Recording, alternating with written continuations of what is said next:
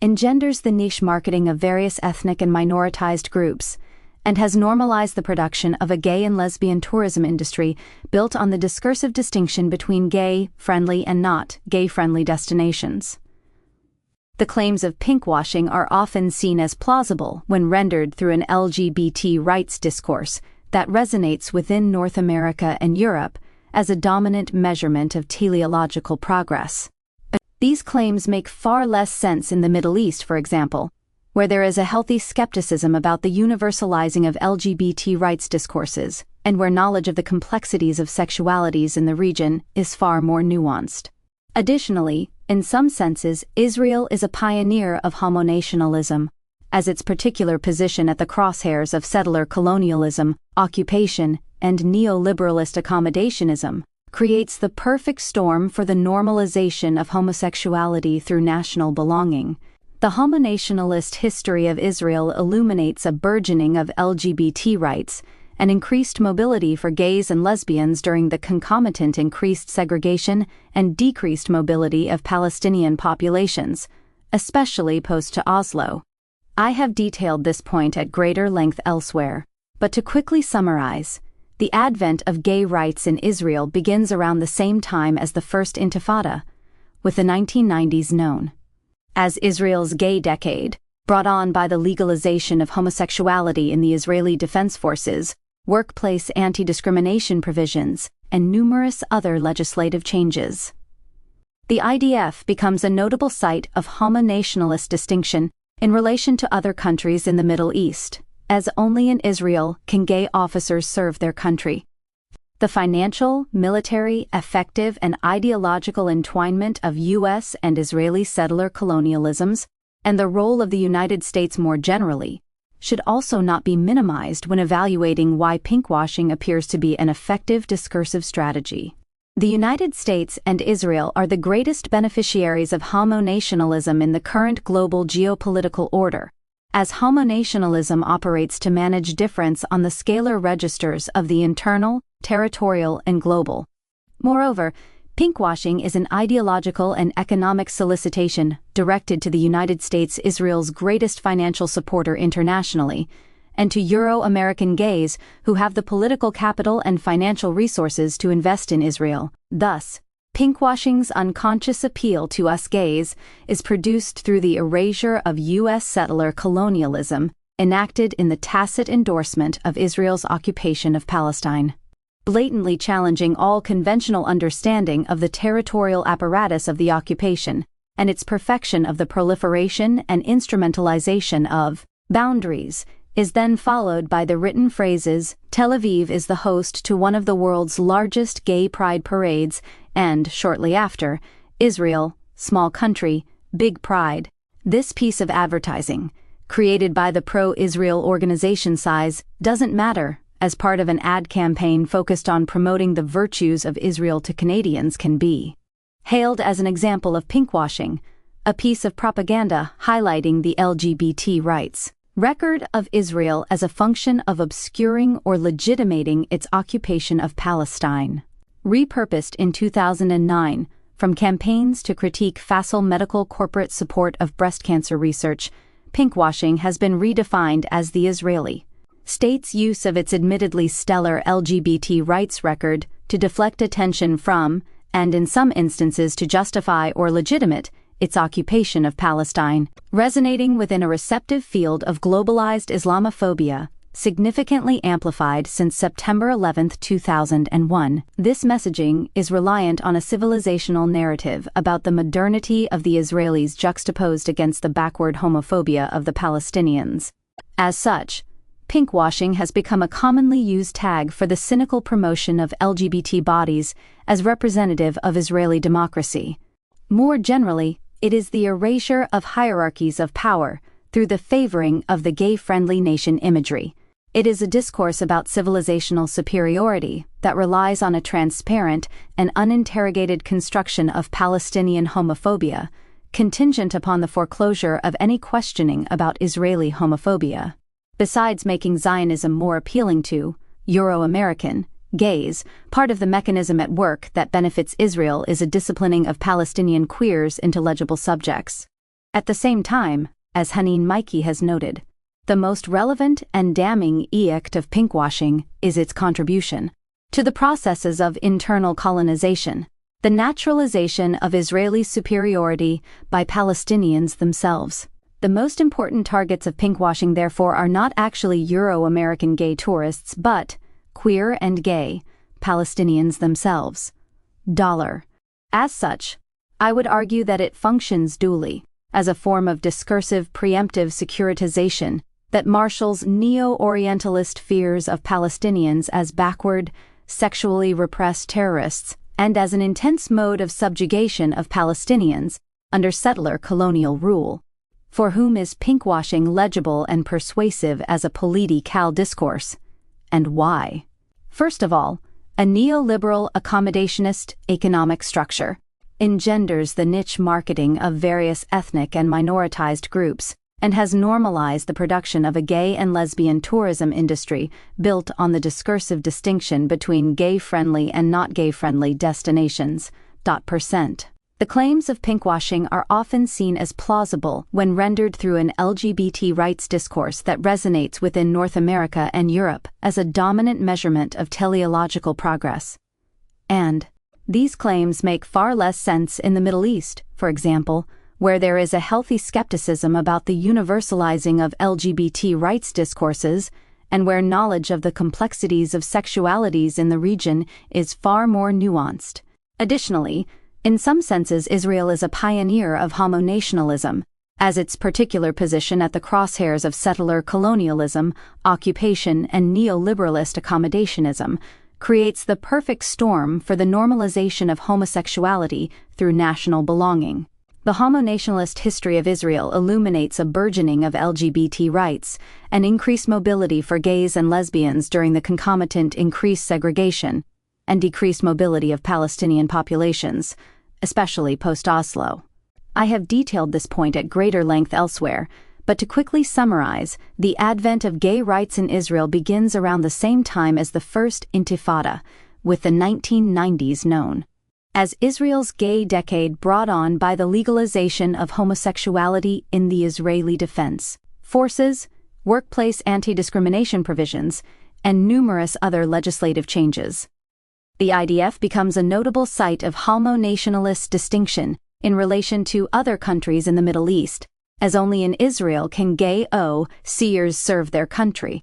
The financial, military, active, and ideological entwinement of U.S. and Israeli settler colonialisms, and the role of the United States more generally, should also not be minimized when evaluating why pinkwashing appears to be an active discursive strategy. The United States and Israel are the greatest beneficiaries of homonationalism in the current global geopolitical order, as homonationalism operates to manage deterrence on the scalar registers of the internal, territorial, and global. Moreover, pinkwashing is an ideological and economic solicitation directed to the United States, Israel's greatest financial supporter internationally, and to Euro-American gays who have the political capital and financial resources to invest in Israel. Thus, pinkwashing's unconscious appeal to us gays is produced through the erasure of us settler colonialism enacted in the tacit endorsement of Israel's occupation of Palestine. Disabled Diaspora, Rehabilitating State 97. Fig. 3.1. Where in the Middle East can gay osers serve their country? Poster created by Blue Star PR, the Jewish Ink Tank, a San Francisco non-profit organization that creates and distributes pro-Israel materials. But pinkwashing has many antecedents. It is one more justification of colonial rule in the long history of imperial, racial, and national violence. How has the homosexual question come to supplement the woman question of the colonial era to modulate arbitration between modernity and tradition, citizen and terrorist, homonational and queer? As elaborated by Partha Chatterjee, this question arose with some force in the decolonization movements in South Asia, whereby the capacity for an emerging post-colonial government to protect Native women from oppressive patriarchal cultural practices, marked as tradition, became the barometer by which colonizers arbitrated political concessions made to the colonized. Plus, here echoes Gayatri Spivak's famous dictum regarding the colonial project, white men saving brown women from brown men. Over time, the terms of the woman question have been redictated, from the 19th century formulation of white women's relation to colonial women as the white woman's burden to present-day liberal feminist scholars who have become the arbiters of other women's modernity, or the modernity of the other woman. To re-invoke Spivak for the 20th and 21st centuries, then, white women saving brown women from brown men, the white woman's burden from the 19th century is regenerated for contemporary deployment through liberal feminist frames within human rights discourses. While the woman question has hardly disappeared as a liberal missionary narrative design, it is now accompanied by another formulation, white queers, queer men, saving brown homosexuals from brown heterosexuals. I call this the homosexual question. How well do you treat your homosexuals? A mere 30 years ago, this question was of no relevance to the evaluation of a nation's capacity for sovereign governance. The homosexual question is in fact a reiteration of the woman question, insofar as it reproduces a demand for gender exceptionalism, relies on the continual reproduction of the gender binary, and as with the advertisement described above, embraces queer bodies that are cisgender and gender-conforming. The homosexuals hailed by the nation-state are not genderqueer or gender non-conforming, they are rather the ones recreating cisgender norms through, rather than despite, homosexual identity. Obscured by pinkwashing is how trans and gender, non-conforming queers are not welcome in this new version of the proper, homo-nationalist Israeli citizen. What was also known as the Jewish question, a series of debates in the 19th century and early 20th century in Europe, interrogating the capacity for Jewish populations to assimilate, hinged on religious difference as the defining obstacle to Jews achieving European modernity. Pivotal to my analysis, therefore, is that a quasi-resolution to the Jewish question reworks the denigrated effeminate masculinity of 19th century European Jewry into the elevated, rehabilitated, secular, homo-nationalist masculinity of the occupying and settler colonialist Israeli state. Pinkwashing also obscures the persistent downplaying of the woman question and attendant feminist struggles in relation to the homosexual question. Gender segregation in some ultra-Orthodox Jewish communities in Israel is still an active practice, for one example. Another is how the homosexual question might eclipse the woman question for gay and lesbian consumers. On January 11, 2011, the same day that Tel Aviv's dubious honor as the world's best gay city was announced, an amendment to Israel's citizenship laws that prohibits the unification of West Bank Palestinians, disabled Diaspora, Rehabilitating State 99, with their spouses in Israel was upheld by the High Court of Justice. As Nadera Shalhub-Kevorkian explains, the citizenship law was approved by the Knesset in 2007 and prohibits Palestinian spouses or children of Israeli citizens from receiving permanent residency or citizenship in Israel. The passage of social suitability laws, attempts at regulating sexual activities between foreign laborers and Israeli Jews, and the eorts of vigilante groups and social organizations that monitor and agitate against sexual liaisons between Israeli Jewish women and Palestinian men. These are forms of heterosexual regulation that are submerged in the pinkwash stories of LGBT liberation. Regulation across homo-hetero divides seeks to constrict the sexual, ethnic, reproductive, and familial activities of all bodies not deemed suitable for the Israeli body politic. Pinkwashing thus does more than work through an active portrayal of the Palestinian population as homophobic and thus unworthy of liberation. The biopolitical target is arguably even more so the control of heterosexual reproduction. Furthermore, we see in the advertisement described earlier that there are many forms of normativity proliferating. The fact that the opening scene suggests two heterosexual couples reflects certain versions of gender and racial normativity. Blackness in the video stands in for diversity and seeks to solicit African American and Afro-Canadian audiences while also deflecting from the lack of presence of any notably Arab bodies. This is truly notable given the efforts that the Israeli government is making to recruit African Americans into the Brand Israel Project and African American Jews into birthright projects. In Israel, Ethiopian Jewish women have been subjected to forced sterilization, and African populations have been protesting their labor conditions and are connecting to Black Lives Matter organizing. Finale, the reclaiming of small size is worthy of mention. Tourism literature compares Israel to the state of New Jersey. Israel is the size of New Jersey. Hashtag.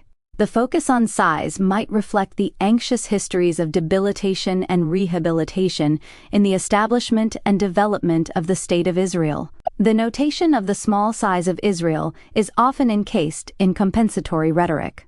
In this chapter, I am interested in what else pinkwashing regulates besides and alongside sexual orientation. I map out a broader biopolitical portrait of sexual regulation in the Israeli occupation of Palestine and elaborate sexuality as an assemblage not anchored through the prism of queer, lesbian, gay, bisexual, or trans identities. I am interested in this particular turn for several reasons that encompass both theoretical and pragmatic organizing issues. First, as a political response to pinkwashing in the U.S. context, I argue that it is crucial not to reiterate the fantasy of queer exceptionalism by responding to pinkwashing through an appeal to queer solidarity or queer resistance, but rather to connect the regulation of queerness to the regulation of sexuality and bodies writ large. The articulation of the specific connections between different kinds of sexualities, indeed the sexual regulation of heterosexuality, in fact, miscegenated heterosexuality, not only provides a more nuanced understanding of how sex and biopolitics work in Palestine, Israel, but also refuses to return the gaze of the exceptionalizing mandate of the Israeli state that insists on propping up homosexuals as sexual citizens par excellence. This portrait of biopolitical reproductive and regenerative mechanisms necessarily implicates convergences of gender, sexuality, race, nationalism, and bodily ability and disability. Finally, what I am adding to the analysis of homonationalism is its imbrication in a nation-building project of rehabilitation, reproductive biopolitics, and the capacity and debility of bodies, how ableism and hetero and homo reproduction are entwined. This chapter draws on the latest research from Israel 48, a reference to the 1948 borders of Israel and a term used by those supporting the Palestinian right of return, on reproductive rights, disability organizing, and LGBTQ rights. The analysis, arid in this chapter does not seek to approximate or replicate an ethnographic or area studies analysis of the quotidian aspects of living with disability, with queerness, or with the facets of reproductive duress that drive the biopolitical logic of the occupation. Rather, I hope to ower a diagram of sorts that enables researchers to take up these issues in more detail. I also wish, however, neither to reify the method of ethnography nor to prioritize any one version of area studies. The territorial project of Israeli occupation itself already lays bare the paradox of territory, wherein a deep historical connection to the land must be claimed, but any genetic connection to the inhabitants of that land must be disavowed. Rehabilitating the diaspora. The establishment of the Israeli state itself rests on a model of rehabilitation from two debilitating conditions: the statelessness of the diasporic Jewish people and the genocide of the Holocaust. As early as 1830, the terms civil disabilities and Jewish disabilities were employed to describe the political disenfranchisement of the Jewish population in England. Well before its advent, the mandate for the new Israeli state was one of an disabled diaspora, Rehabilitating State 101. Uncompromising. It has to get better from the fate of the sickly Jew existing in the stateless diaspora.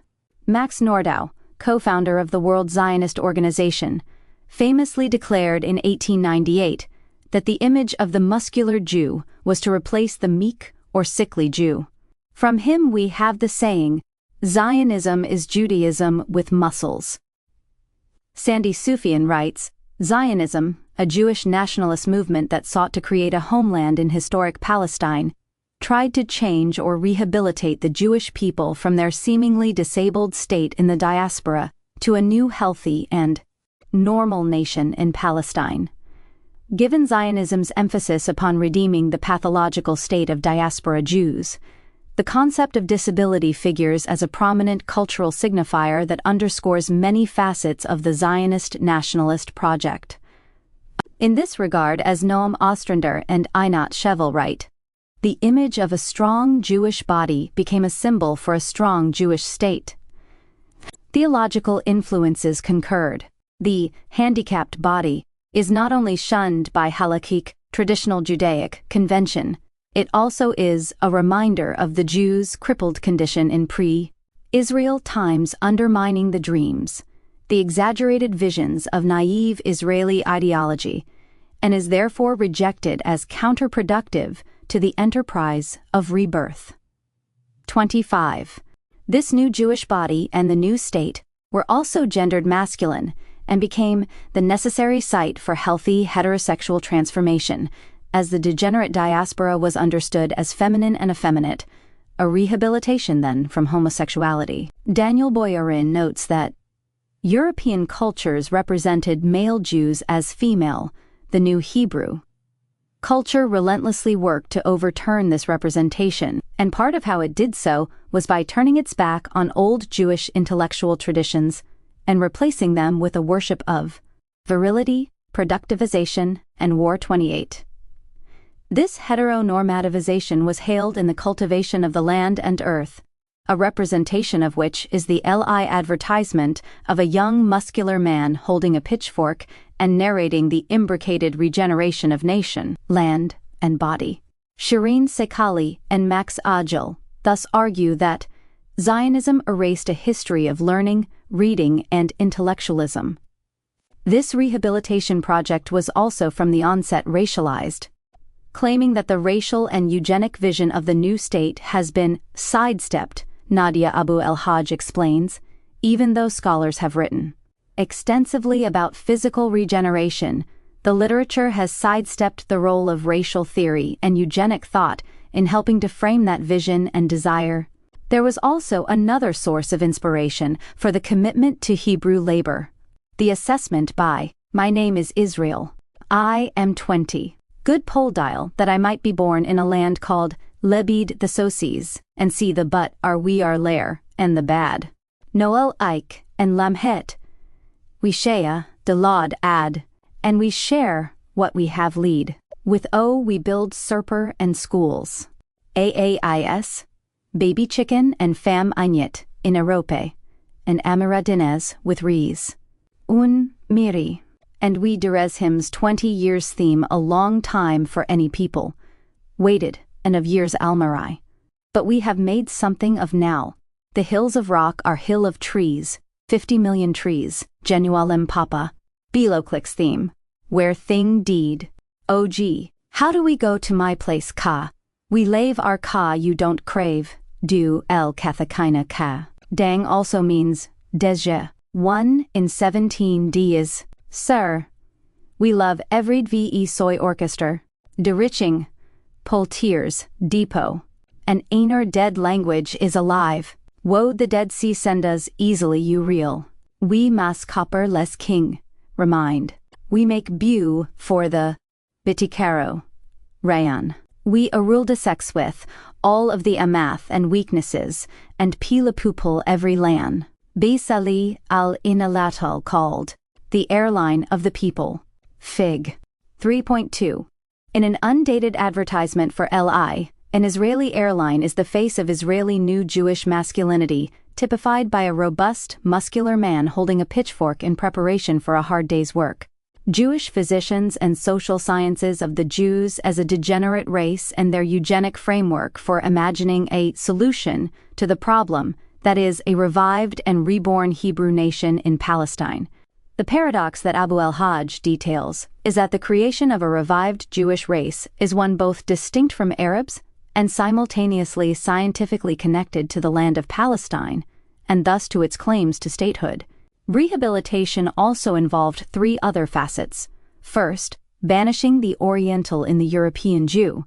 Second, creating Europe, in Palestine, for the Jew who was forced to leave it. Sekali and Ajel Avar. To become fully European, the Jew had to leave Europe. And finally, this process could not be complete without severing the Jew from the Arab. As Ella Shohat has so persistently and precisely shown us, Arab Jews, the linchpin figure of this rehabilitation endeavor, occupy the site of ambivalence in this racializing and sexualizing assemblage. Mizrahi are ambivalent, position, as occupying the actantial slot of both dominated and dominators, simultaneously disempowered as Orientals, or blacks, viz. White, Euro-Israelis, and empowered as Jews in a Jewish state viz. Palestinians. As Shohat notes then, what was rendered as a Zionist healing and return was actually a cultural dismemberment of the Arab from the Jew. Sekali and AJL succinctly explain, certainly the Zionists had, and continue, to struggle with the persistent reality of building a Jewish state on a land whose natives were not Jewish. But the specter of the Oriental threat did not merely hover in what Zionists understood as the inferior Palestinian, nor did it lie only in the Oriental residue still remaining within the Jew from Europe. It was the Jew from the East, in his irreducible singularity, that would pose one of the greatest threats to the rehabilitated and now supposedly European Jewish body. 35. Disability strikes. In May 2013, the renowned physicist and cosmologist Stephen Hawking decided to honor the Boycott, Divestment, and Sanctions (BDS) call and refused to attend a conference hosted by then Israeli President Shimon Peres. While BDS activists worldwide lauded this decision, others who were upset by it could not help but point out what they claimed to be an irony of the position of Hawking. Early and slow onset of amyotrophic lateral sclerosis has left Hawking paralyzed, a user of prosthetic technologies that aid in sensory and motor skills. Detractors jeered that the chip embedded in his computer that allows him to communicate via his cheeks is made in Israel. Hailing the exceptional state of Israeli technology, especially for people with disabilities, does not, however, translate into similar attitudes in Israel. Disability rights have a much shorter life history in Israel 48 than do gay rights, with major legislation for disability discrimination not happening until the late 1990s and more forcefully in the last decade. There are pockets of disability rights organizing, but up until rather recently, disability has been understood through paternalism and guardianship rather than empowerment provisions. To be clear, I am not claiming that disability is not being attended to by the state, numerous organizations, and activist initiatives. Nor am I discussing the private spaces within which disability might be incorporated into kin networks, informal communities of care, and alternative labor circuits. What I am most interested in here is whether and how disability functions in a positive, that is on the side of life, rhetorical biopolitical positioning, and how disability signifies and is located in public domains. Citing the work of Sajid Moore, Netta Ziv, and Ariella Ophir and Dan Orenstein, Hila Ramon Greenspan summarizes, until the late 1990s, disability legislation in Israel has focused primarily on issues of disability allowances and benefits, and was founded upon a discourse of need and charity rather than of human rights and equality. In contrast to Israel's extensive welfare legislation, disability rights legislation has been very much neglected and was scarce, scattered, incoherent, and under-complied with or unenforced. Sajid Moore writes that while Israel understands itself as being a very generous welfare state to people with disabilities, the welfare system has reinforced the divisions between three different groups of disabled, as those injured in the roles of defense and labor are less stigmatized. IDF disabled veterans, Neche Tzahal, were located at the top, work injured, Neche Avoda, were situated in the middle, and the majority of people with disabilities were positioned at the bottom. In an incisive piece that traces the kind of discursive and logistical work needed to keep disability as somehow an issue separate from the occupation, Liat Ben Moshe describes the second occurrence of what are now known as disability strikes, named as such to indicate their relation to labor disputes, which began in 1999 and marked the onset of large, ongoing public protests by people with disabilities. The majority of strikers were wheelchair users at first, but the strikes increasingly gathered others. Protests lasted from 37 to 77 days and attempted to change benefit allowances as well as draw attention to the lack of employment opportunities for people with disabilities. As the Second Intifada began, some involved in both the disability protests and anti-occupation organizing became hesitant about appeals to the Israeli state for rights that essentially signaled and reinforced a continuation and legitimization of the occupation, and more trenchantly, settler colonialism. Ben Moshe explains that the disabled community at that time was a divided one, avowing that nationality based on Zionist ideology is at the basis of such disjunctures and splits within the movement, not a byproduct of unsuccessful organizing. Securing rights for disabled people was naturalized under the guise of liberal democracy, as separate from the ethnic colonial mechanisms on which the State of Israel was founded and currently operates. The Israeli government used the mounting economic costs of the Second Intifada as one excuse for the downsizing of state welfare benefits, according to Shlomo Swirsky, who notes that the Intifada may be regarded as an opportunity that presented itself for the implementation of a plan long in waiting. Ben Moshe writes, "It is in fact not at all surprising that the disability protests happened at the same time as the Second Intifada, as the economic costs of suppressing the uprising of the Palestinian struggle for self-determination were beginning to accumulate, and as a result of the zero-sum game of neoliberalism, the direct result was the decrease in benefits, healthcare, direct payments, etc. %. This temporal conjunction between the strikes and the Second Intifada also prompts questions about how disability activism deals with the issue of land dispossession at the crux of Palestinian struggles, and the relationship of mobility and access to the land grab and settlement activities of the occupation. This is already interesting in relation to the gay rights record in Israel. The state recognizes gay adherence and, in theory, a certain kind of bodily adherence. The robust gay male Israeli body but not disability adherence worthy of fostering and folding into the biopolitics of regenerative futurism. This variable establishment of certain kinds of rights platforms may contribute to this relation. The 1998 disability legislation reform was comprehensive and was enacted through legislative governmental means, while acquiring LGBT rights has been a more patchwork, issue-by-issue type of process, often initiated by appeals to religious law by same-sex couples.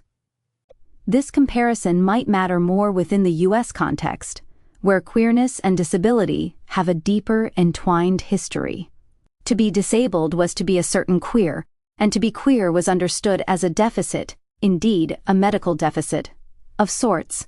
While I will not go into further depth into the history of disability rights in Israel here, what I want to extrapolate from it in brief is that there appears scant evidence of any aspirational drive to support forms of exceptional disability that the multicultural state is willing to claim in its production of itself as a liberal democracy that embraces diversity. That is the case in part because Israel, while claiming to be a multicultural state, still articulates itself in relation to its ethno-nationalist foundation.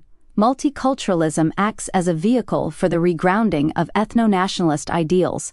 The exception to this would be, as Sajid Moore elaborates, IDF disabled veterans, who have a most privileged position in terms of social glory, extensive benefits, a powerful organization, and a strong political lobby. The technology industry, to which Hawking is unforgivably indebted, also produces prosthetics in partial response to injured IDF soldiers. Ben Moshe adds that the disability community in Israel is divided by whether one was injured during military service or not. Historically, the Association of Disabled Veterans, the most powerful disability organization in Israel, never fully endorsed the disability. Protests, worked on behalf of veterans only, did not see veterans as part of a larger disabled community, and even worked against extending the vast benefits received by disabled veterans to others. As an example of this fissure, she notes, most mobility-impaired veterans receive cars and stipends to maintain them from the Ministry of Defense, so the Disabled Veteran Association never addressed the issue of inaccessibility of public transportation. Disability due to war injury also functions as a permanently looming specter. The disability to come from the bombings that might, but mostly do not happen, functions to continually justify the occupation. Noting that the Israeli media instrumentalizes disability in the service of the occupation, Ben Moshe writes, the Israeli media is inundated with photos of people maimed by terror attacks in military combat, much like the public display of funerals, which happens almost daily in Israeli news. Physically disabled people remind the nation of the cost of war and increased aggression. Paradoxically, this imagery and rhetoric can easily translate by the government to legitimization of more aggression, as measures of prevention and defense of future bodily casualties. The self-defense mechanism cannot operate from a position of superiority, especially when Israel is seen in the world as a military superpower. Therefore, the use of Israelis maimed in terror attacks is an important strategy to defer any criticism on the complete lack of balance between oppressor and occupied in these acts. The disability to come then, in this context, works as a specular imperial tool, projecting the fear of maiming by Palestinians onto Palestinians through the debilitating effects of the occupation. This mechanism is the displacement necessary to secure able-bodied citizenry of Israel. Another manifestation of the instrumentalization of disability as a part of the occupation machine is the discourse of trauma, in particular the post-Holocaust trauma that takes hold from 1967 onward, and disavows trauma for the Palestinians through the centering of Jewish suffering. It is possible that a disability rights project in Israel is not necessarily needed by the biopolitical state, because the disabled veteran, not to mention the specter of potentially debilitated citizenry, secures the logic of visibility and legitimation of injury that justifies the occupation. Israeli crypt nationalism is secured through the disabled IDF veteran. So, instead of fostering a rights discourse that embraces disability as a valuable deterrence, the Israeli state relies on the spectacle of disability as trauma and victimhood. And yet, given Ben Moshe's conviction that disability is always inherent in anti-occupation and anti-war movements, for instance in relation to militarization, budgetary priorities, and the remaking of the new Israeli Jew, the emergence of a liberal disability rights movement may only be possible if forcibly delinked from the occupation as a prime war machine that produces disability. It may also be the case that a rights-based project based on disability as an identity makes less sense in the Israeli context, given that identity politics has a diarrhent history. Finally, it seems the case that while the ideology of the muscular Jew drove the rehabilitation project of earlier times, the current period is marked by increasing recourse to neoliberal alibis, reducing or denying support for people with disabilities. Israel's previously strong welfare state continues to decline. Hence, the dispossession of the occupation is increasingly privatized. Disability in the West Bank. Palestinians are the debilitated bodies in contrast to the rehabilitated bodies protected by the Israeli state. Israel reasserts the project of rehabilitation through the disavowal of disability onto Palestine. Couched within a narrative about the liability of disability that is worse than death itself, the occupation, indeed, has created intense forms of disability through war, suicide bombings, shootings, drones, border skirmishes, and missile attacks. Equally important, it produces and sustains endemic forms of debility, for example, through food and medicine rationing to Gaza, and restrictions on the access to medical care. It is unsurprising, then, that Gaza and the West Bank have some of the highest rates of disability in the world. For many on both sides of the occupation, it is better to die for your country. In Palestine, you become a martyr, than to face a life with a body that is deemed disabled. The consequence of believing that disability is worse than death is simple: not killing Palestinians while rendering them systematically and utterly debilitated is not humanitarian sparing of death. It is instead a biopolitical usage and articulation of the right to maim. Further, this debilitation happens through a concomitant deployment of maiming as a central tactic of settler colonialism in order to occupy, combined with the understanding that the Palestinian body is inherently deficient and thus carries with it the potential to be disabled. The resulting debilitation of Palestinians dehumanizes them in order to further ratify occupation. Laura Jordan Ja's work on Israeli settler colonialism and disability calls attention to the need for greater theorization of disability and settler colonialism, and also to the centrality of debilitation to the maintenance of the dehumanization of Palestinian bodies, thus feeding the rationale for occupation. She argues that the growth of disability studies in Israel 48 is composed of scholarship that remains largely disconnected from the production of debilitation by the Israeli state through the occupation, and lacks acknowledgement of Israel as a settler colonial state. Writes, the hopeful tone of disability studies scholarship emanating from Israel renders particularly evident the foibles of a widespread inattention to settler coloniality and the shortfalls of Eurocentric disability studies for addressing disability-related issues in the region. And the maintenance of a population as precarious occurs through the active debilitating of that population. Israeli settlers' subjectivity therefore coheres through rehabilitation from disability through the systemic debilitation of Palestinians.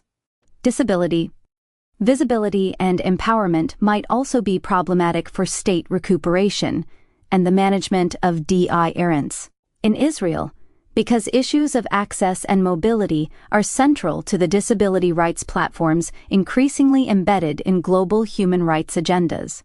The containment of mobility is one of the prime logics of the occupation. Celeste Langen notes that mobility disability can consider how the built environment, social practices, and material infrastructures can create mobility disabilities that diminish the errance between the cripple and the ambulatory person who may well wish to move. And numerous health issues, debilitations, and deaths due to movement restrictions in the West Bank and Gaza attest to this slipperiness between mobility impairment and impairing mobility. Disability services in Palestine predominantly responded to blindness and deafness until the 1970s. In the aftermath of the First Intifada, the number of people with permanent disabilities increased, as did a sudden interest in physical disability. Palestinian society started reclaiming its wounded and elevated the war disabled, having acquired honorific disabilities, to a vaulted status. The NGO sector working with disability grew exponentially once the Palestinian Authority was established, and a slow move from the medical model of disability to the social model got underway. Rita Giacoman explains, with the disabled having been much neglected until that time, they were suddenly catapulted to fame because of these devastating events. Disability and infirmity assumed political and social status in the eyes of the public, and those disabled were deemed national heroes with the full endorsement of the national political movement. This created and sustained negative attitudes toward other kinds of disabilities, especially toward people with mental and intellectual disabilities, who were and continue to be the most marginalized of people with disabilities, and also, not infrequently, the targets of violence by the IDF. Giacoman, one of the most prominent advocates for global health initiatives in Palestine, continues, this disability movement was propelled to the forefront of national politics because of the specific circumstances of the uprising period of the late 1980s and early 1990s, where thousands of young people were either killed or permanently injured during fighting with Israel. During this time, fewer than 10% of people with disabilities were able to afford services. Many services were unavailable or were unknown of because of stigma or negligence. In 1999, a broad-based coalition movement led by the Palestinian General Union of People with Disability, GUPPWD, a grassroots movement founded in 1991 that has been since folded into NGO networks, proposed a rights-based disability equality platform that was signed into law that same year. The Palestinian Disability Law, also known as Law No. 4 for the year 1999 concerning the rights of the disabled, frequently referenced as No. 4, was called the most progressive legislation bill on disability compared with other countries in the region. The GUPPWD currently has a membership of more than 35,000 and receives funding from international, regional, and local donors, and some money from the Palestinian Authority. The transition from stigmatization, objects of charity, and religious obligation to a rights-based empowerment approach has been tricky at best, given the lack of resources to implement the law. Alam Jarar, director of the Palestinian Medical Relief Society's Rehabilitation program in the West Bank and Gaza, writes that the question remains whether this change can genuinely affect people's lives and whether the rights-based approach to disability can be translated from slogans and articles to hard facts and realities that can make a difference in the lives of people with disabilities. 7 issues regarding the implementation of No. 4 continue to be addressed, especially as it pertains to the inadequate distribution of resources by the Palestinian Authority. According to the Palestinian Central Bureau of Statistics, PCBs, and the Palestinian Ministry of Social Affairs, in 2011 there were at least 113,000 Palestinians in the West Bank, Gaza, and occupied East Jerusalem, 2.7% of the population, with a disability. In 2007, the PCBs recorded the disability rate as 5.3%, with almost 80% of these individuals having no jobs and 55% having no education. In 2011, the PCBs reported a slight decline in the percentage of people with disabilities who do not have access to education, at 37%, yet 84% still cannot find jobs and 76% cannot use public transportation. Numerous NGOs work on integration and empowerment programs, job skills and employment creation, access to education, and tackling stigma and discrimination for people with disabilities in Palestine, the East Jerusalem YMCA, supported by Y-Care International, Handicap International, present in Gaza since 1996. Maysoon's Kids, Wellness for Palestinian Children with Disabilities, the Maximizing Potential program, begun in 2015, focusing on Down syndrome, autistic spectrum disorder, visual impairment, deafness, cerebral palsy, and learning difficulties, IRADA, at the Islamic University of Gaza. Begun in 2008 to support the massive increase in the numbers of young people with disabilities during Operation Cast Lead. Disability in this context may well be instrumentalized as a form of economic pragmatism to secure funding for bodies through international NGO networks. These funding flows also may provide a way for international actors to humanitarian aid and simultaneously deflect from addressing the larger concerns of the occupation. The definition of disability in Palestine also is constantly evolving.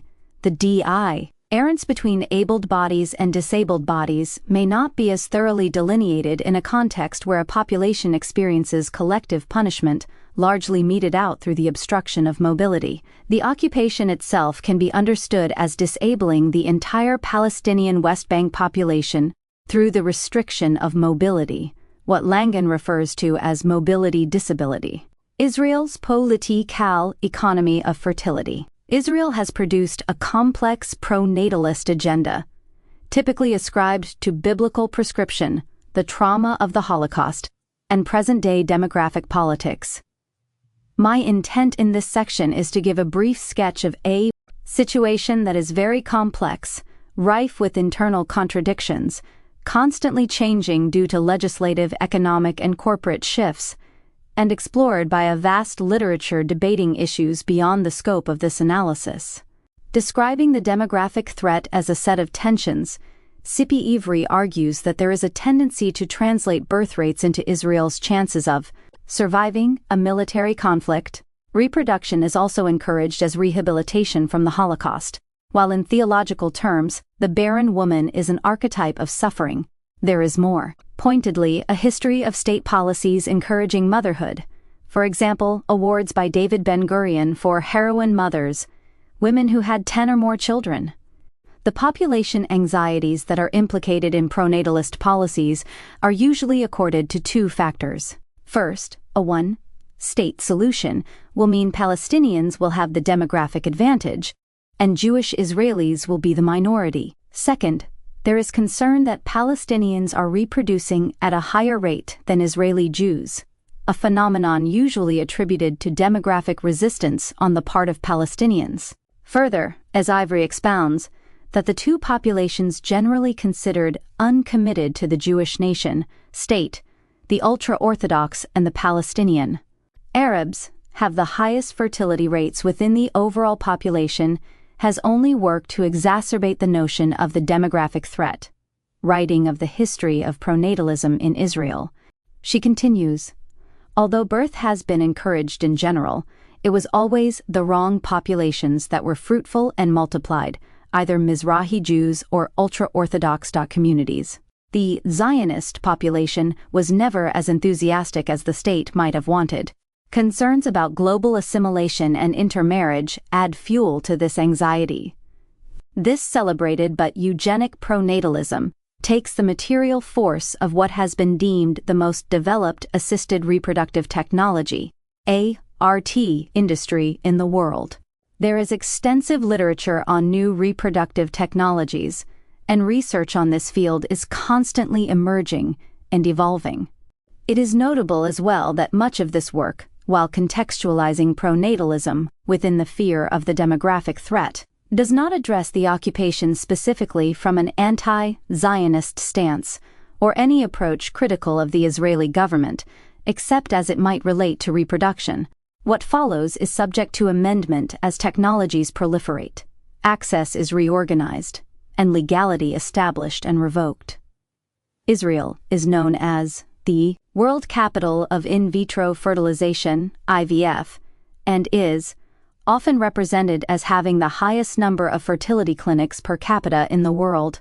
Israeli national insurance subsidizes for Palestinian citizens of Israel as well, depending on access, if not covers artificial insemination, ovum donation, and at one point unlimited but now 7 IVF attempts.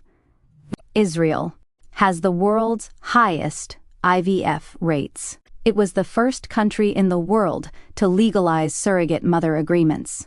A set of guidelines on post-humus reproduction was endorsed by the Attorney General of the Government of Israel in October 2003. This term refers to post-mortem sperm aspiration at a widow's request, which has become standard practice in Israel since 2003. Even at the parent's request, the biological will is the prime mechanism through which Israeli posthumous reproduction has been outlined and actualized. New Family claims to be the only organization in the world that drafts and stores biological wills, which specifies the use of gametes and ova in case of premature death or loss of reproductive capacity. According to the founder of New Family, Irit Rosenblum, the impetus behind the biological will came from the proposal to form a sperm bank for IDF soldiers. Rosenblum avers that Israel is the world's pioneer in posthumous reproduction and also boasts the only case in the world of posthumous maternity. While the guidelines focus on the autonomous right of the deceased to posthumous reproduction, there is no discussion of posthumous parenthood or consideration for the child, according to critics such as R. Landau, who calls the new provisions exploitation of the dead. Israel is also part of the global interest in formalizing rights for grandparenthood. This would be the right for the parents of a dead son to harvest his sperm and hire a surrogate to provide grandchildren. In June 2014, the courts approved a request from the parents of a dead son to use his sperm to father children with a woman of their choice. Susan Martha Kahn writes, Israeli legislators have drafted regulations to provide broad-based and in many cases unprecedented access to these technologies. Contemporary Orthodox rabbis have spared no effort to determine appropriate uses of these technologies that are commensurate with traditional rabbinic understandings of relatedness. Ellen Waldman concurs, despite the conservative pull Jewish scripture exerts over Israeli law, the fertility industry in Israel services married couples, lesbians, and single women alike, and religious authorities appear complicit with providers in a don't ask, don't tell partnership of mutual avoidance. Fertility clinics do not keep statistics on the numbers of non-traditional families they help create, and religious authorities have chosen not to agitate against the possible halachic violations implicit in art activities. The excelling of a RT in Israel has a biopolitics of population racism intrinsic to its logic, starting with an unapologetically eugenic approach to imperfect fetuses.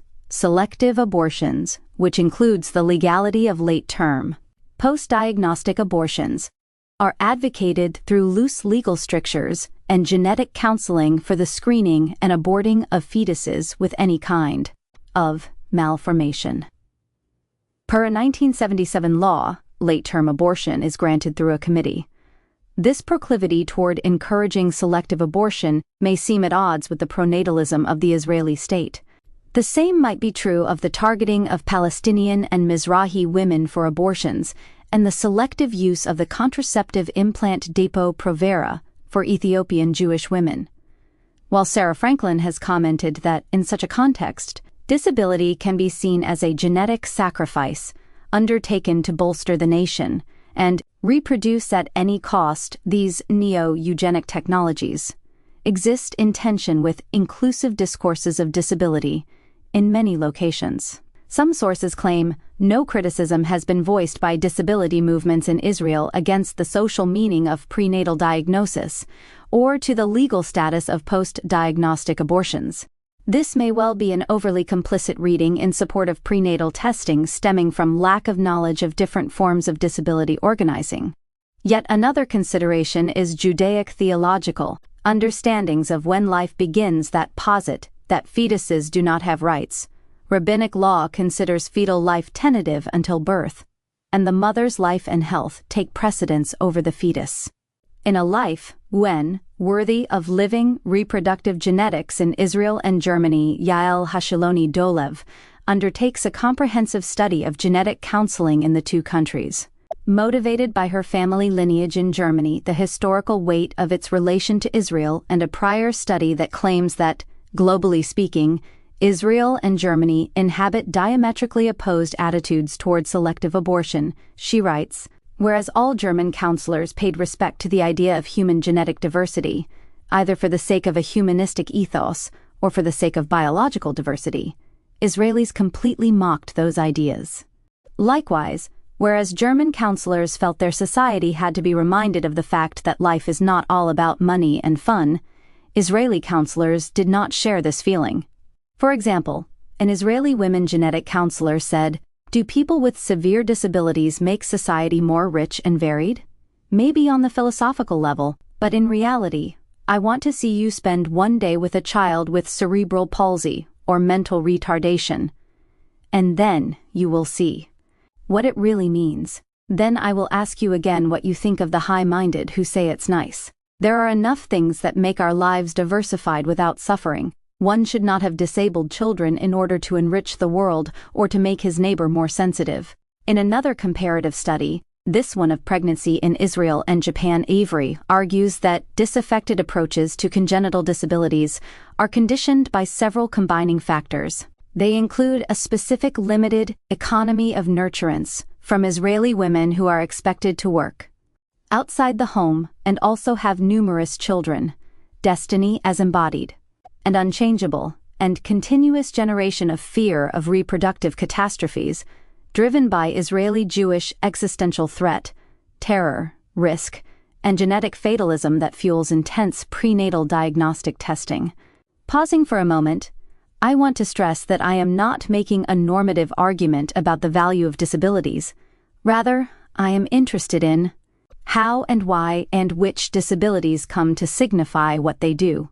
It is also worth flagging a basic point here, that obviously internal differences among Israeli Jews are also being managed through ART and disability.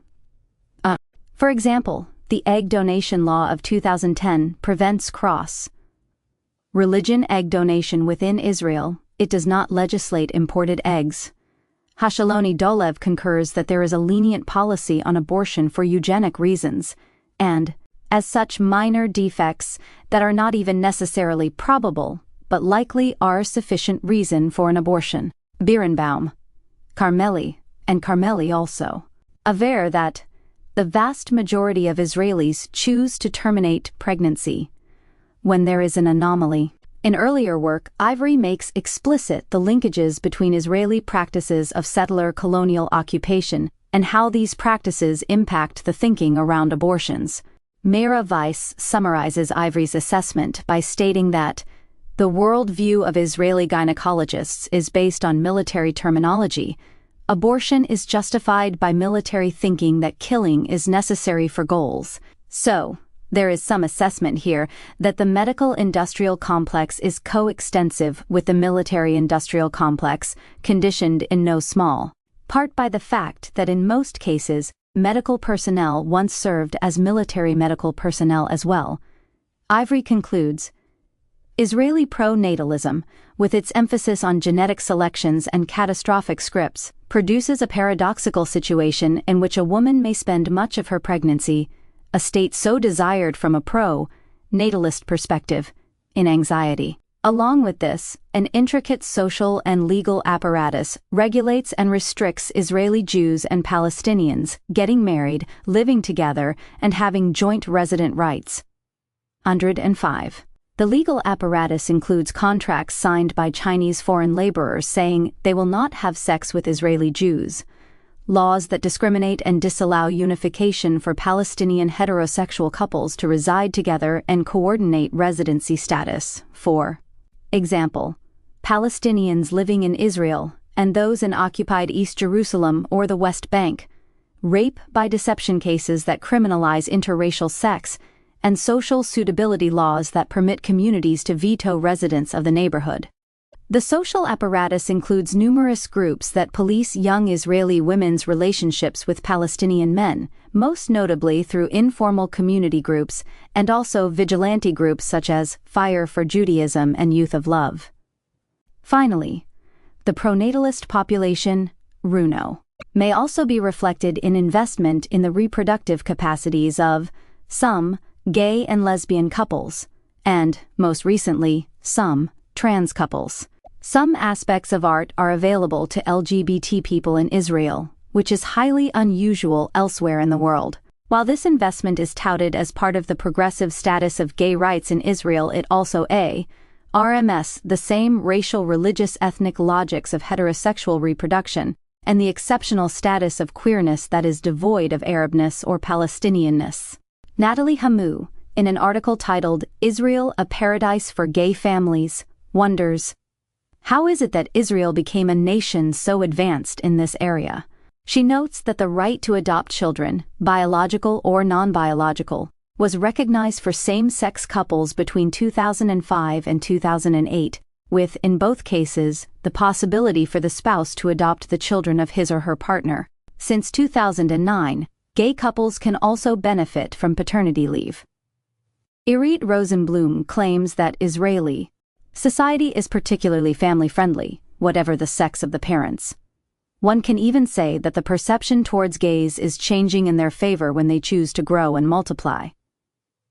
Plus, Susan Martha Kahn also suggests that the lesbian mothers in her research sample perhaps received unexpected social support from family and friends because they foregrounded their identities as mothers rather than as lesbians.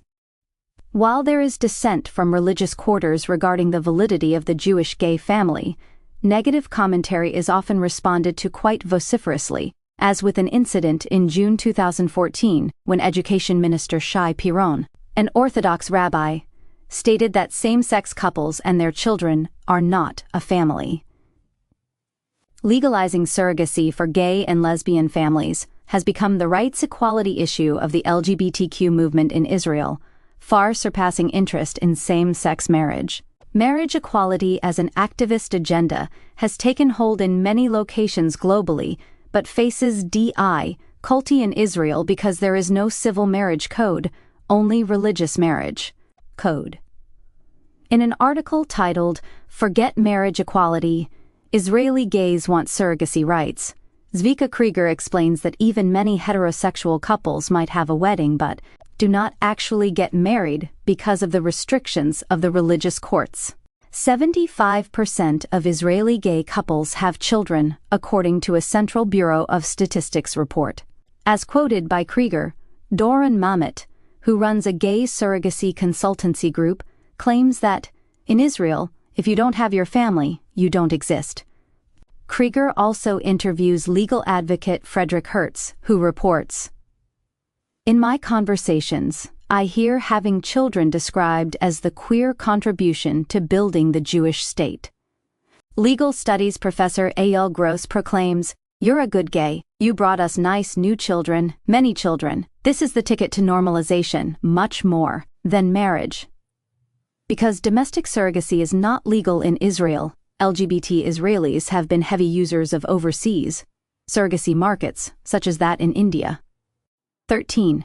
In other words, then, to be gay in Israel is not only to be Jewish, and not Palestinian, and in many cases not even Arab, not only to be able-bodied and not disabled, but also to be parents, to reproduce the national body politic along racial and rehabilitated lines. Thus, I would argue that the most pernicious thing that the discourse of pinkwashing accomplishes, along with keeping activated a discourse about Palestinian homophobia, is effacing the fact that the state's interest in homosexuality is superseded by its interest in reproductive capacities of bodies engaged in Israeli pronatalism. This capacitation of reproduction services the goals of the occupation in a much more endemic manner through the biopolitics of population reproduction and the cultivation of a racially elevated Israeli body politic, not quite as simple as the demographic issue might initially seem. Pinkwashing, and the subsequent attention to the sexual regulation of homosexuality, whereby the field of sexuality is completely taken up by the question of orientation, obscures intense forms of control being enacted at the level of reproduction across hetero divides. In humanist politics of occupation, sex, affect, and Palestine-Israel, these are broadly sketched parameters of the biopolitical regulation of sex that complicates the binary discourse of sexual freedom versus sexual regulation and repression, driving pinkwashing rhetoric, but also complicates the kinds of queer exceptionalism reproduced in anti-pinkwashing organizing. Here I lay out the stakes of understanding homonationalism's assemblage as a structure of modernity, a convergence of geopolitical and historical forces, neoliberal interests in capitalist accumulation, both cultural and material, biopolitical, state practices of population control, and active investments in discourses of freedom, liberation, and rights. I provisionally sketch how homonationalism as assemblage creates a global field within which the discourse of pinkwashing takes hold. The point is not merely to position Israel as a homonationalist state against which anti-pinkwashers must resist, but to further demonstrate the complex global and historical apparatus that creates the appearance of the activities of the Israeli state as legitimate and progressive. The control of the production of bodily capacity at multiple vectors, national discourse, disability, art, pronatalist ideologies, entails that pinkwashing is part of a larger assemblage, the goal of which is to modulate debility and capacity across manifold populations. In this final section, I want to elaborate homonationalism as assemblage in terms of thinking about these multi-layered and multiscalar nodes of control. The stakes of the kind of queer activism that is happening in Palestine are not necessarily in the name of queer or relegated to the dominance of the national. Rather, this activism toggles tensions between the queer Palestinian and the Palestinian queer. The rearranging of both terms reflects a necessarily ambivalent relation to the identity reification posse BL in each. Palestinian Queers for BDS, for example, was an organizing proj ECT, the most visibly in the region as well as globally, that is deeply attuned to the spatial triumvirate of 1. Colonization, 2. Apartheid, and 3. Occupation that informs the quotidian movements of Palestinians both inside and on the side of Israel today. Palestinian Queers for BDS claimed that anti-occupation activism is queer activism. Their resistance to dominant global LGBT activist agendas, such as the legalization of gay marriage, maintains sexuality as a contingent assemblage and network, with an axis of signification and an axis of forces that do not neatly align with the material compartmentalizing of populations. As an active assemblage, sexuality entails an axis of signification and an axis of forces that defy configurations that produce monoliths such as the Israeli and his/her modernist sexuality, and the Palestinian and his/her pathological sexuality, as supplements of a liberal and yet brutal humanism. Thinking of both homonationalism and sexuality through assemblages opens up a different trajectory or plane of territorialization. Even as the staidness of the politics of recognition gets mobilized by Israeli and global gay discourses through pinkwashing, the materiality of sexual practice and sexuality itself is so much more complex, mediated, and contingent than the stagnating politics of control and resistance can grasp. Further, sexuality is a contingent assemblage that, in the context of some U.S. academic left and liberal discourses, gets re-territorialized at the level of the molar in the form of queer solidarity. This theoretical framework does not set the subject against the assemblage.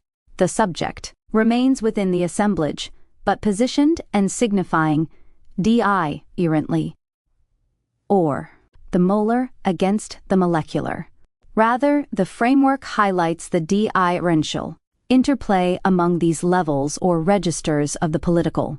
A molecular politics is recaptured by a molar schema in the liberal context that can only conceive of an investment in anti-occupation work, insofar as it is in the name of consolidating a queer international or subject-bound political formation that structurally reiterates the Islamophobia of pinkwashing, even in a pinkwashing setting. This does not mean that the molar and the molecular exist in a binary opposition, though they may perhaps be non-aligned. This understanding of sexuality entails theorizing not only specific disciplinary sites, but also broader techniques of social control, given that feminism and queer and the death or lively potential of their subjects have already been made to be productive for governance. In this oscillation between disciplinary societies and control societies, sexuality is not only contained within bodies, but also dispersed across spaces. Control societies as a geopolitics of racial ontologies, as mechanisms of not just highly regulated but also deeply saturated space and life, are important to apprehend here in terms of how the positive rhetorical function of queer operates.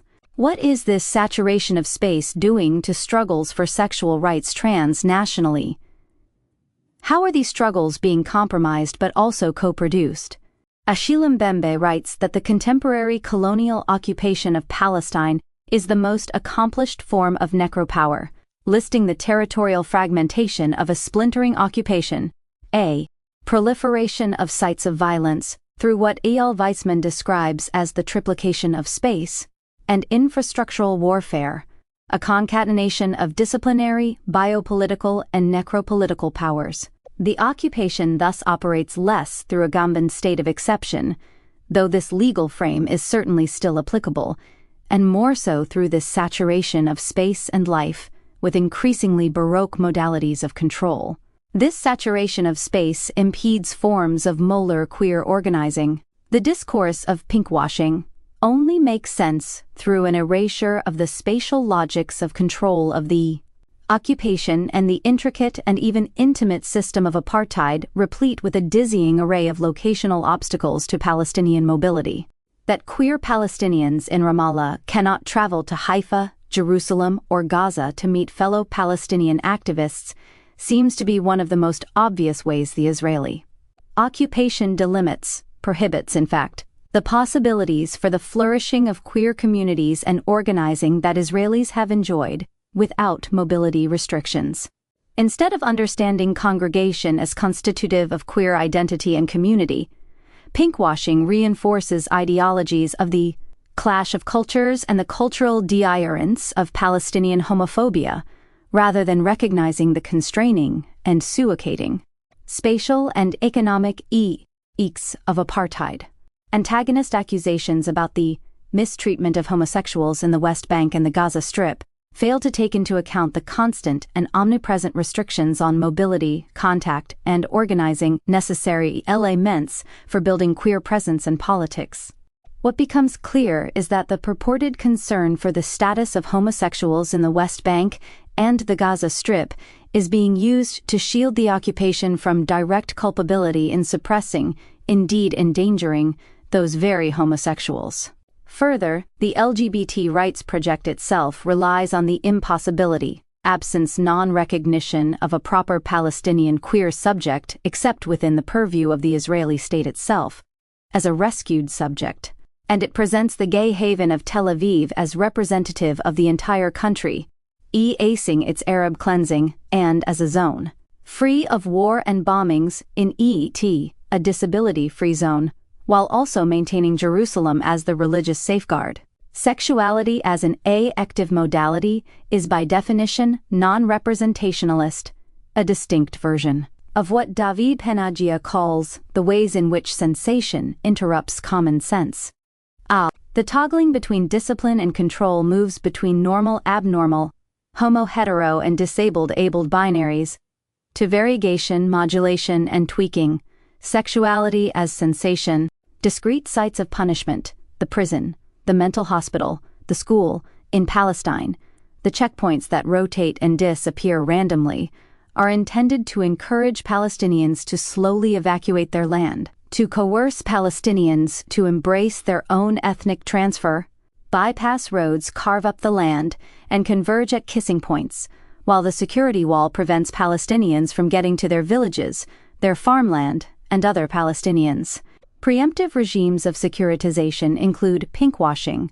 Brand Israel functions as a form of soft security. Gaza is the world's largest open-air prison, a form of quarantine and enclosure, but then there is also the algorithmic geometry of calorie intake. Contrary to claims that insist that the Israeli state project is solely about ethnic cleansing and dispossession of land, there are subtle yet insistent forms of folding in and inclusion at work here. The Palestinian debt trap, for example, is a simultaneous strategy of repression and liberation, enclosure and inclusion. The Palestinian Authority carries public debt of nearly -5 billion, 70% of GDP, -1 billion of that being external debt, while new bank lending programs have spurred the growth of household debt. Personal income and government revenue are, as in many places, being swallowed up by debt service. State readiness is about grooming Palestine for sovereign debt worthiness. As such, Israel not only profits lavishly from supplying Palestine, but also wields direct discipline through its automatic powers of debt extraction. It can turn the spigot of fiscal pain on or off at will. Further beneficiaries are the Palestinian elite and business sectors, many fueling the cappuccino lifestyle of Ramallah, for those who perpetuate the occupation through their complacent privilege, as well as international actors. For the few who can or debt, it functions as a self-disciplining asset, arguably more effective than any instrument of military pacification. Plus, as another example, there are at least 100% different types of ID cards that a Palestinian might have, each delineating a micro-variation from each other, performing what Helga Tawil Suri describes as low-tech, visible, tactile means of power. That simulta neatly include and exclude Palestinians from the Israeli state. The fracturing of populations moves from self-other subject-object construction to microstates of de-arrentiation and modulation of capacities and abilities. Gil Z. Hochberg makes a similar point about low-tech control, explaining, Israel relies on the visual presence of the most primitive and unsophisticated modes of surveillance and control, namely watchtowers, aiming guns, and checkpoints, entailing that Palestinians are simultaneously subjected to the gaze of surveillance and the sight of this gaze as a spectacle of its power. Disciplining the individual is enjoined with massifying populations, a form of power directed not at man as body but man as species. The annihilation of space by time, theorized by Karl Marx, David Harvey, and Neil Smith to describe markets expanding across space through neo-colonization while compressing the time and costs of circulation to enable speedy return of accumulation, is complemented with what Jordana Rosenberg and Britt Rusert argue is the disinterring of time from space.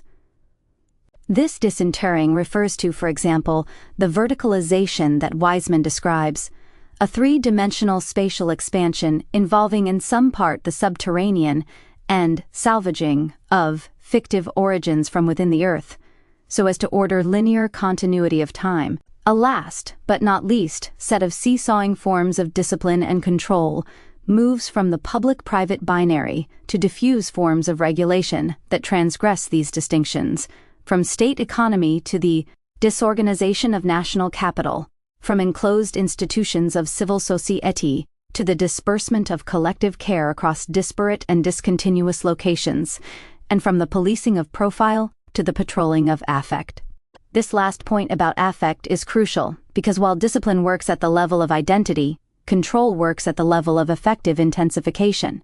Here I am prompted by Amit Rai's reformulation of sexuality as ecologies of sensation, as affective energies rather than identity, that transcend the humanist designations of straight and gay, queer and non-queer, modern and pathological. On this sexuality, Rai writes, ecologies of sensation modulate and potentialize the body's pleasures and distribute them as contagions across segmented populations, not as master scripts that normalize but as self-organizing modes that modulate and tinker. 124 we can think of sexual, identity and identification itself as a process involving an intensification of habituation. That is to say, identity is the intensification of bodily habit, a returning forward of the body's quotidian affective sensorial rhythms and vibrations to a disciplinary model of the subject, whereby sexuality is just one form of bodily capacity being harnessed by neoliberal capital.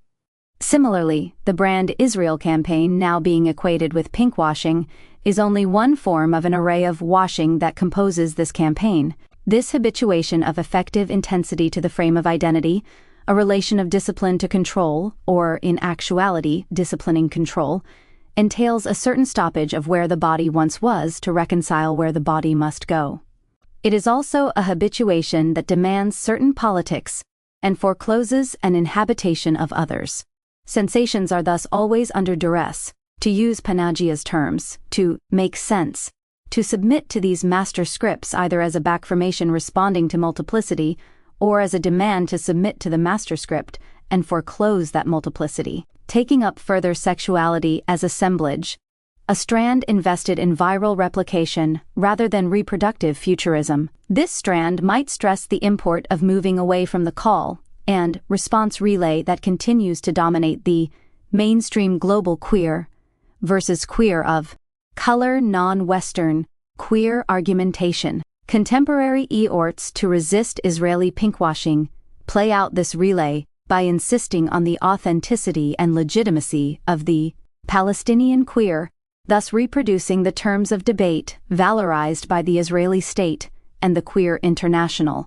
This relay often fails to interrogate the complex social field within which queer is being produced as a privileged signifier across these boundaries. One reason for this import could indeed be found in the viral travels of the concept of homonationalism, by which I mean simply the use of LGBT rights as a barometer by which civilizational aptitude and capacities for sovereign governance of a population are measured. At some moments, homonationalism has been reduced to a political critique of racism and nationalism in queer communities, or used as an applied analytic to assess the level or quality of the homonationalist state. To reiterate, instead of theorizing homonationalism as an identity positioning, or as an adjective that denounces a state or other entity, I conceive of homonationalism as an analytic to apprehend state formation and a structure of modernity. In other words, the historical changes that have produced the homosexual question in the imperative tense. Discipline and control are mutually entwined, disjunctive from each other, yet cynically compatible. This conviviality is produced through feedback loops, and not through the teleological progression, assumed by Michael Hart, and also most forcefully in the work of Hart and Antonio Negri. I am not claiming that Palestine is an exemplary site of this collaboration. However, the convergence of settler colonialism within a post-colony neoliberal accommodationist market suggests that a linear trajectory and periodization may not be complex enough to illuminate the anachronistic operations of power in Palestine. At this historical juncture, the particular spatial coordinates of the occupation, this triumvirate of settler colonization, reference to 1948, occupation 1967, and apartheid 1992, post-Oslo, accords, positions Palestine-Israel as a singular site whereby these co-constitutive forms of power operate, a site where, as Wiseman writes, there is the preference for ever-flexible internal frontiers. This is an intricate and intimate territorial project that defies the neoliberal logic of queer accommodationism and therefore also must challenge any easy configuration of queer solidarity. Taking on the broader biopolitical control of sexual reproduction complicates a narrative about the purported specific and exceptional interest in homosexuality by the Israeli state and the purported co-optation of LGBT rights. In the era of decolonization, the nationalist resolution to the woman question was mediated through relegating the domestic to the feminine and the worldly to the masculine. In the context of the increasing right-wing conservatism of the Israeli state, the nationalist resolution of the homosexual question, and the unresolved tension between the woman question and the homosexual question, is mediated through the differing spatial registers of the secular gay haven of Tel Aviv and the religious epicenter of Jerusalem. This bifurcation of national ethos thus reinscribes the pernicious binary of queer secularism versus homophobic religiosity. Those who cannot or will not accede to the relevance of the homosexual question are thus racialized through the fulcrum of religion. 129. Here it is important to note that gay rights in Israel began not only as a racializing project viz. the Palestinians, but also as a secularizing project viz. ultra-Orthodox Israeli Jews. 130. This is a really important point, because some of the most prominent Islamophobic figures in this pinkwashing debate, such as filmmaker Michael Lucas, are not only anti-Muslim, but also vociferously anti-religion. That is to say, they are secularist queers. Pinkwashing is thus not a queer issue per se, or even one that instrumentalizes queers in specific for biopolitical ends. It is not about sexual identity in this regard, but rather a powerful manifestation of the regulation of identity in an increasingly homonationalist world, a world that evaluates nationhood on the basis of the treatment of its homosexuals. Pinkwashing, then, works not only to obfuscate the occupation, to marginalize and pathologize, and temporarily quarantine Palestinian queers beholden to a reification of Palestinian homophobia. More trenchantly, I would argue, it actually works as a foil to the pronatalist, eugenically oriented practices of sexual reproduction, both homo and hetero, mapping certain ableist prototypes of homosexuality as a form of capacity that can potentiate on the side of life. Disability, with the exception of veterans disabled through war injuries, remains firmly on the side of debility and death, limited state recognition notwithstanding.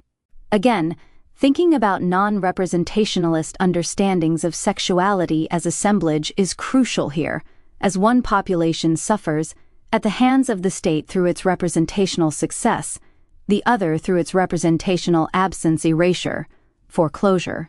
Given these interconnected and multiple rubrics, enacted in the name of sex, sexual freedom, and stellar technological achievement, as with ART, any anti-pinkwashing stance that does not address the biopolitics of reproduction and regeneration may come dangerously close to reiterating the ableism not only of the Israeli state, but also of secular queerness itself. Whereas the effeminate Jew was antithetical to the project of Zionism, and homosexuality was considered an Orientalist, and therefore Arab vice, the rehabilitation project of the Israeli state now embraces the potential for the new muscular Judaism to be the muscular homosexual Jew. The rehabilitation of the effeminate, sickly Jew of the diaspora realizes its apex in the child, rearing gay Israeli man. Building social movements through disability is a valuable way of countering the sexual exceptionalism of queerness homonationalism, pretty much anywhere, but perhaps especially so in the context of Israel, where the subject positionings of the queer disabled and the disabled queer are thoroughly foreclosed. Given the territorial logics of saturation and control of space, land, and the underground, disability access, in this context, must be redefined not only as enabling the mobility of those with physical disabilities, but also as challenging the restricted mobilities of those living under occupation. The political question, then, remains how to enliven, literally enliven, the figuration of disability without rehabilitating it into a form of capacitation that functions to the detriment of so many others, as in the case of the Israeli state itself. Disabled Diaspora. Rehabilitating State 125.